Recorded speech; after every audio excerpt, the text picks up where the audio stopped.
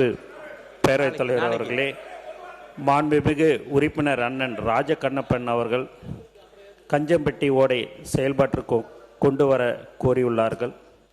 இது தொடர்பாக நில எடுப்பு தொகை ரூபாய் 24,46,00,000 ஒதுக்கீடு செய்யப்பட்டு தூத்துக்குடி மற்றும் ராமநாதபுரம் மாவட்ட ஆட்சியர்களுக்கு வழங்கப்பட்டுள்ளது.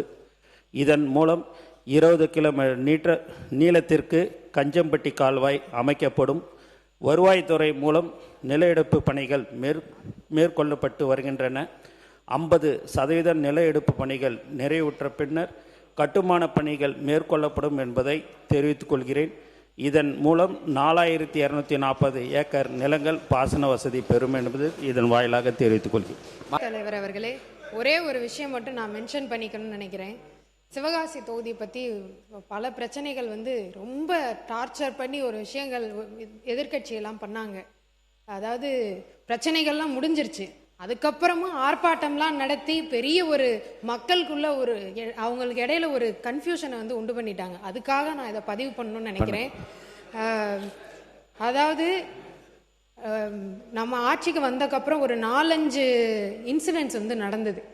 இதனால ஒரு 6 உயிரிழப்பு நடந்தது. உயிரிழப்பு நடந்தப்போ அந்த எதிர்கட்சிகள்லாம் யாருமே கேள்வியே கேட்கல, யாரும் அங்கே கிரவுண்டில் யாருமே இல்லை. நம்ம தலைவர் அவர்கள் தான் அவங்களுக்கு 4 லட்சம் கொடுத்து அவங்களுக்கு துணையாக இருந்தவர் அவர். ஆனால் அதுக்கப்புறமும் அதை சரி பண்ணுறதுக்காக விதிமீறலோட ஏதாவது இருக்கான்னு கண்டுபிடிக்கிறதுக்கு ஒரு 177 இடத்துல நம்ம ஆய்வு பண்ணோம்.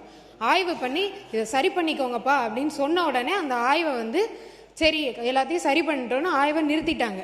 அதுக்கப்புறமும் இவங்க ஆர்ப்பாட்டம், கண்டன ஆர்ப்பாட்டம் அதெல்லாம் ரிலீஸ் பண்ணியாச்சு. ரிலீஸ் பண்ணி எல்லாரும் மக்கள்லாம் வேலைக்கு போக ஆரம்பிச்சிட்டாங்க. அதுக்கப்புறமும் போய் கண்டன ஆர்ப்பாட்டம்லாம் பண்ணி மக்களுக்கு இடையில ஒரு கன்ஃபியூஷனை உண்டு பண்ணி வச்சிருக்காங்க. அதனால சிவகாசி மக்களுக்கு நான் சொல்லிக்கிறது தான், எல்லாமே நல்லபடியாக திறந்து நீங்கள் எல்லாரும் சந்தோஷமா வேலைக்கு போய்கிட்டு இருக்கீங்க. அதை நான் பதிவு பண்ணுறதுக்காக நான் இங்கே